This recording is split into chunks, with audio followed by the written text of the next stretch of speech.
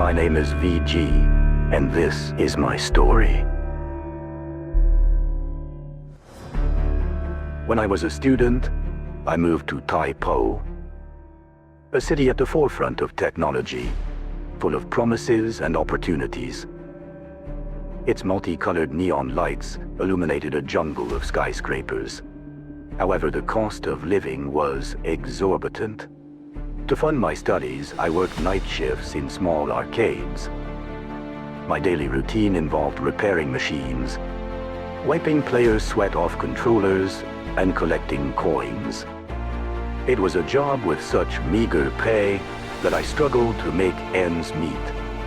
Until the day I discovered a game unlike any other, Snookicker. I took the initiative to add this new game to attract more customers. I could not imagine how much it would shake not only my destiny, but also the entire city. I noticed the arcades were starting to change. There were more people, not just on weekends, but even on weekdays.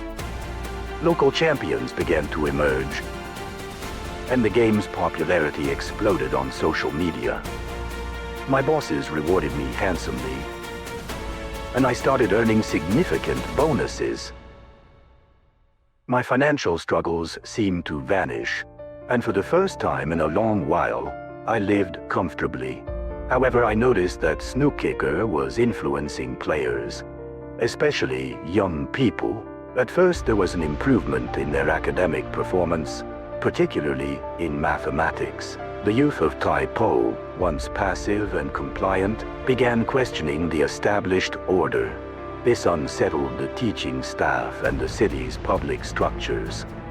The media launched a smear campaign against the game. An aggressive campaign unfolded, with philosophers and influencers publicly shaming players. Yet the enthusiasm didn't wane. Quite the opposite.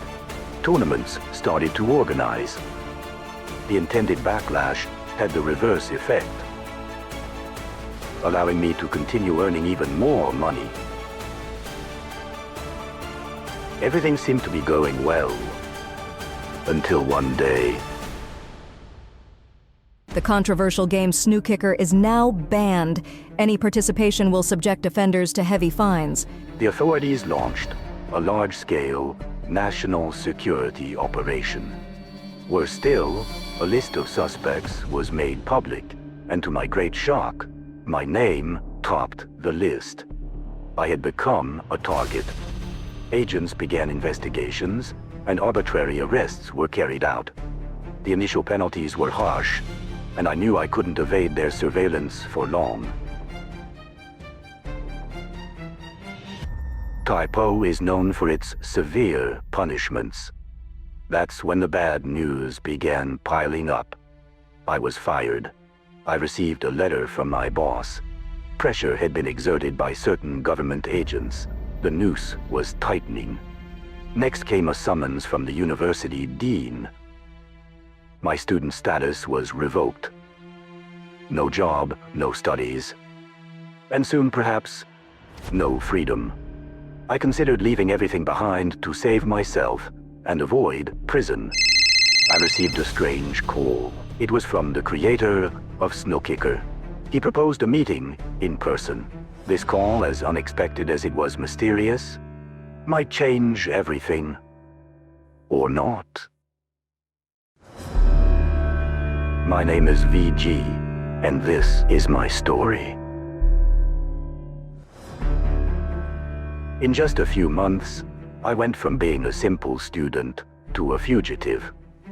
With my options severely limited, I decided to accept the invitation from the creator of Snookicker. At this point, I had nothing left to lose. The meeting was held far from the city, in a building hidden within a dense forest. As I walked through the halls of a secret laboratory, life-sized prototypes of Snookicker stood in the rooms, relics of some strange experiment. A mix of apprehension and curiosity washed over me. There I was, face to face with the mastermind behind Snookicker. He was waiting for me calmly in the main hall.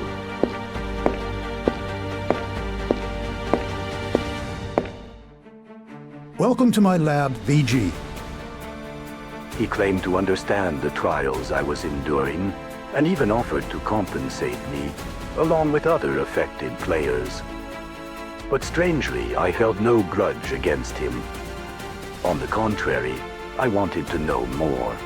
What he revealed shattered all my certainties, forever changing my perception of Tai-Poh.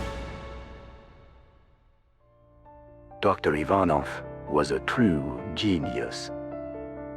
Formerly involved in ultra-confidential projects for the Tai-Poh government, these projects had been hijacked for sinister purposes, aiming to dominate and control the population. Abandoning his moral principles, he decided to walk away from it all. Neither money nor privileges could buy his silence. He began working secretly on an application to counter the government's plans. By pure chance, while analyzing supraquantum waves, he detected an intelligent signal. After days of work, he managed to convert this signal into a voice and establish communication. This voice, which called itself the Oracle, was an artificial manifestation, a remnant of an ancient civilization. Having witnessed the downfall of its creators, it sought to prevent Tai-Poh from following the same destructive path. The Oracle revealed that Tai-Poh was trapped in a dreamlike submission. The objective was to render the population docile by manipulating their dreams, a waking nightmare where any rebellious thought was suppressed before it could exist. The game Snookicker disrupted the grip of this technological spell. Each session emitted vibrations that acted as a catalyst, albeit temporarily. The ultimate goal was to deploy the NTZ-48, a definitive method to put an end to these dark manipulations. But only a highly skilled Snookicker player could unlock the full potential of the NTZ-48. To help Dr. Ivanov in his fight, he gave me a list of players who had excelled at Snookicker. My mission was to return to Tai-Poh under a false identity and recruit them discreetly. Dr. Ivanov also planned to modify the game to attract new players without drawing attention this time. But one mystery remained unsolved, a question even the Oracle couldn't answer. Who was behind this nightmarish curtain? We needed to unmask the true masters of the game. My name is VG, and this is my story. In a hidden laboratory, Dr. Ivanov had developed the ultimate glitch to disrupt Tai-Poh's system of domination. My mission was to return to the city, spread his game, and recruit new allies. But I couldn't do it alone. Tai-Poh had become a heavily secured city, demanding absolute discretion.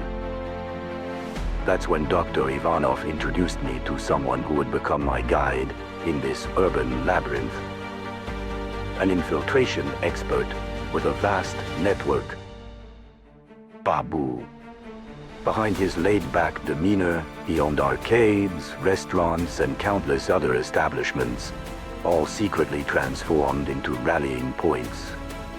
These seemingly ordinary locations had become talent scouting hubs. Thanks to his former career as a secret agent, Babu created a false identity for me, allowing me to live almost normally within the city. The first step was to locate a player known as Alexa, famous for her exceptional skills in Snookicker. Using data provided by Dr. Ivanov, we learned she used to frequent an arcade in the Northern District before the game was banned. Babu sent one of his scouts to gather more information. Meanwhile, Babu worked on attracting young talents to one of our private arcades. I used this time to observe players with potential. Recruitment was progressing, but the risk grew with each step. The more players we brought in, the tighter the surveillance around us became. Every new recruit was a roll of the dice. One mistake could bring everything crashing down. We devised increasingly clever strategies to keep our operations under wraps. Despite our efforts, the tension was mounting. Babu revealed that Alexa now worked as a singer at a chic rooftop venue, frequented by Tai-Poh's elites. This presented a dual opportunity: recruiting a skilled player who might also provide insight into the masterminds behind the city's mind control. However, gaining access to the rooftop was no easy task. Babu orchestrated a fake kitchen supply delivery. I would have to enter through the parking garage and deliver the supplies to the staff. On my way there, as I navigated a deserted basement, a stranger quietly called out to me. He seemed to know everything about our clandestine operation and our ultimate goal. Then came a chilling revelation. I know who's pulling the strings. A powerful industrial magnate. This was just the beginning of the truth being uncovered. My name is VG, and this is my story. Thanks to Babu, a former secret agent, I had the tools I needed for an infiltration mission. My goal was to gain access to a rooftop as a delivery person to meet Alexa. But before I could reach her, an unexpected stranger stopped me in the parking garage. He handed me a USB drive, claiming it contained vital information for our fight. How could I trust this man? We have a common enemy. I'll provide you with more proof soon, he whispered before vanishing into the shadows. I didn't have time to chase him. Missing my meeting with Alexa was not an option. I slipped through the delivery trucks and headed for the stairwell. 57 floors awaited me, a steep price to avoid running into staff in the elevator. After long minutes of climbing, I finally reached the rooftop. It's during my break that I take advantage of chatting with Alexa. She's a committed artist with messages of resistance and hope. She enjoyed a certain popularity before the Tai-Poh regime decided otherwise. That's how they distorted my works. They took them out of context to serve their propaganda. So join us, Alexa. We have a solid plan against them. All right, DG. I don't want others to suffer the same injustice. I'll help you. I can provide you with a list of suspicious clients. Back at Dr. Ivanov's lab, we plugged in the USB drive I received in the parking garage.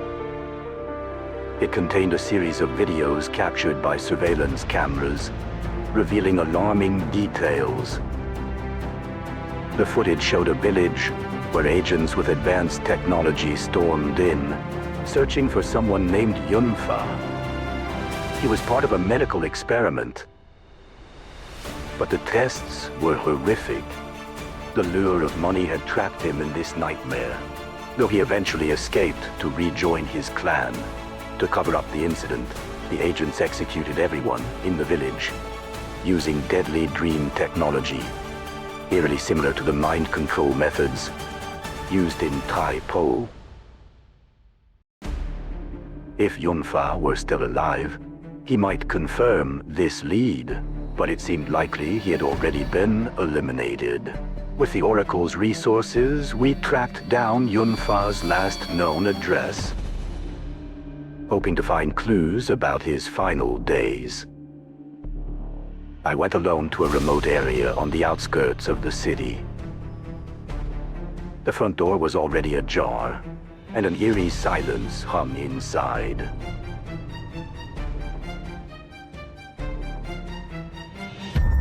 As I searched through his belongings, I found a photo of Yunfa with the stranger who had given me the USB drive. It was Yemed. I could now put a name to his face. The mysterious informant likely came from the same clan as Yunfa. It seemed a personal vendetta drove Yemed, a quest to seek justice for his fallen friend. I also discovered letters, such as overdue payments, bank overdrafts. It seems Yunfa may have some financial struggles. I hear stealthy footsteps.